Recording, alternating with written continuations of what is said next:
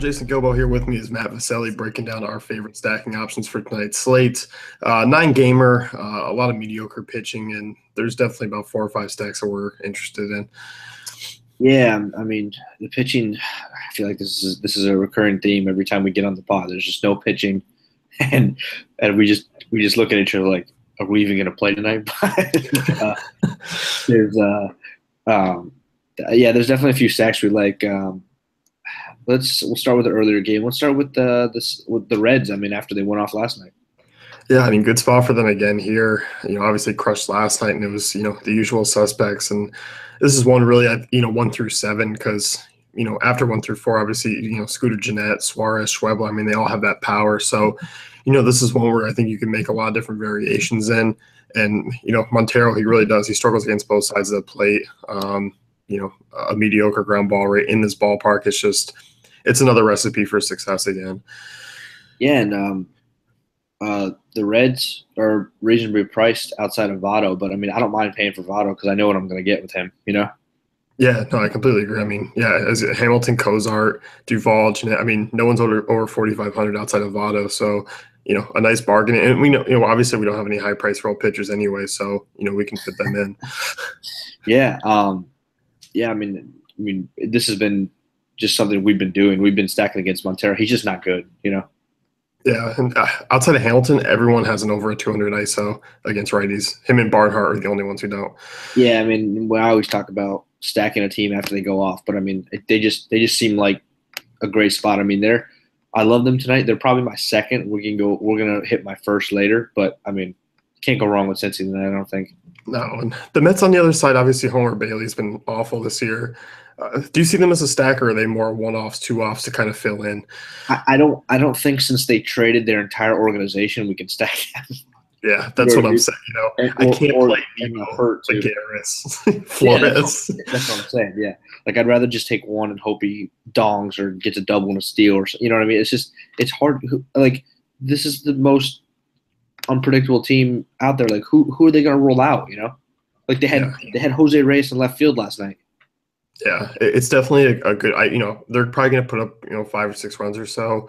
I just kind of look at it and go, if I need a cheap outfield, I'll plug in someone. If I need I'm thinking maybe as Drupal. I think he's by far my favorite just because he's an actual notable name. And exactly. And he's got multiple position eligibility on DraftKings, so you can kind of plug him in a couple spots there. Yeah. So definitely a good one-off team there. Let's talk Cubs as we usually do. The lefties against Nova. Nova's a guy. I mean, the power comes from the left side. 205 ISO allowed, and once again, I mean, outside of Rizzo, you're getting Zobrist 3-3. I know he hasn't been great this year, but Schwarber 4K, and Nova doesn't miss bats. Avila, Hayward, I mean, Listella if he's in the lineup. So I mean, a lot of lefties here. Yeah, I mean, I'm definitely looking at Rizzo, and I'm definitely avoiding Chris Bryant here. That's me tonight. I like Hap. We'll see about Schwarber. I mean, it'll be interesting to see the lineup, but I definitely like Hap here, and I do like Schwarber if he plays. And I've been saying this, but I'm gonna keep saying it. If John Jay leads off at 3,300, I'm gonna keep liking him. Yeah, no, I'm with you. And over a 5-run total, obviously, no win game. It would have been nice if we had some win, but obviously still a decent spot for these guys. And they're a cheap stack. Like, we don't say that often about the Cubs, but I mean, this year they have been, just because they've been so kind of boom or bust. And like I said, Nova's just been, he doesn't miss bats. He's starting to blow up more and more. He's usually a guy like Pryor where we didn't really stack against because he was always just kind of limiting damage. Now things have changed. Yeah, I mean, I like them, but compared to the team we're about to talk to, who's my favorite stack, I don't see a reason to go there a lot. You know what I mean? Yeah, and let's jump into Minnesota. I mean, yeah. Derek Collins. Is there a team that's worse than Minnesota in terms of having like gas cans? Because they've had John Danks, Derek Collins. There's other names that escape me that have come up through the Chicago system and just been teams that we just pick on consistently. Oh, I know. They're just Shields. Shields, yeah. Like, God, there's more names. I had them prepared and now I can't remember them. I know there was one that was last year too that's really just bugging me now because it was an automatic every time. Oh man, that's gonna kill me. But yeah, I mean, but You see these prices though?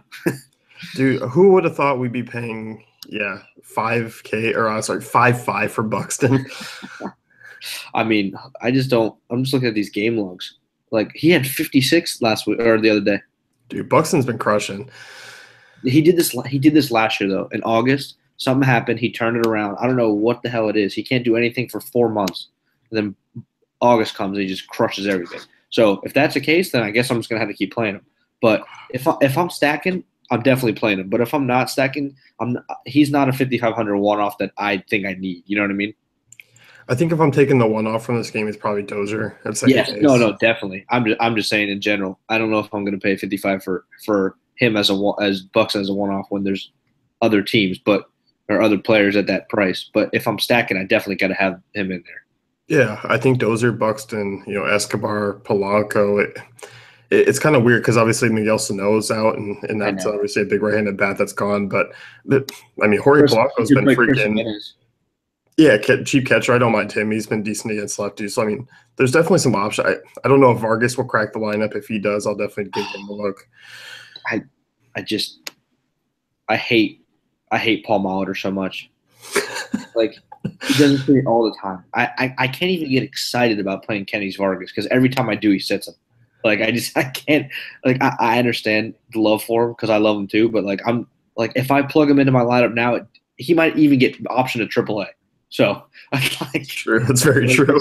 That's just how he is. So I can't get happy because I have to wait till the lineups come out. If the lineups come out, he's in there, then I can start plugging people in. But that's just how Paul Molitor is. I just can't deal with him. Yeah, and it's a lineup. I mean, like I said, it might be a weird one to stack because like if we get Joe Mauer in there and like Eddie Rosario, Max Kepler in like some weird spots and it kind of throws things off, that might change my perception a little bit. Yep, I agree 100%. So. Let's move on here. Let's talk Kansas City. Obviously, I think they're going to be a really contrarian stack tonight. Outside of Eric Hosmer, they've been really quiet. Salvador Perez, Mike Moustakas have dropped off. Lorenzo Cain's been quiet. But, dude, Jake Odorizzi's bad. Yeah, I mean, I'm definitely on the Kansas City train here tonight. I don't care that they've scored one run in 3 years. They're going to score. It was ridiculous how they just weren't scoring.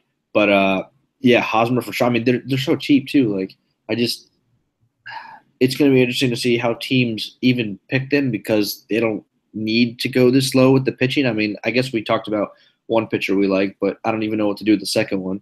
I guess they give you an option to go mid-range here. You couldn't maybe even go two of those top guys. Yeah, you could. I mean, and you look, there's obviously Royals aren't a team that we usually pick on for power. I mean, outside of really Moustakas this season, he's been the best power guy. But Odorizzi, I mean, 30% ground ball rate against both sides of the plate, 267 ISO to righties, 220 to lefties. I mean, Whit Merrifield, I love him leading off here. I like Melky, Hosmer, Perez, Moustakas. If you want to go Cain, you can go Cain. I mean, Brandon Moss is an interesting one-off from the left side. So, I mean, there's a lot you can kind of do with this. And like you said, it's going to be contrarian. I think this is a really good spot for Moustakas. Oh, and he's cheap because he's been slumping. Yeah, I mean, I know what he can do. Like, and when he does it too, it's like a double dong night, Like, I just feel him going yard tonight, maybe even twice, but I just feel like he's gonna go yard. Yeah, no, I'm with you. Outside of that, I mean, we get the late games. Ballparks are usually stacking. Do you have any interest in Arizona? I feel like they're the team that would stack out these late games just because Ryu can be a little bit hit or miss. Yeah, I mean, that's out of the last 3 games, that's the only team I like. That doesn't mean I like the pitchers, or that doesn't mean I'm all in on Ray. I don't really think I need Ray or I need the Dodger bats. Yeah. But for Arizona, yeah, I mean, I like them. They're going to be a little bit expensive.